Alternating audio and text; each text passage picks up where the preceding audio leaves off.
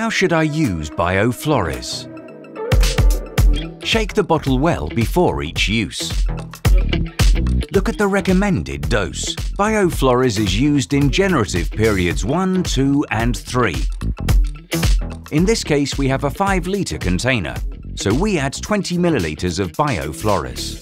Take the cap off and squeeze until you have filled the reservoir with the recommended dose. Keep the bottle's measuring reservoir on the top side while pouring in. Stir well with a plastic stick. Be sure that the water is at room temperature between 18 and 22 degrees Celsius. Now the nutrient solution is ready for watering the plants. In our sample, we're watering a red pepper plant with 11 litres of soil.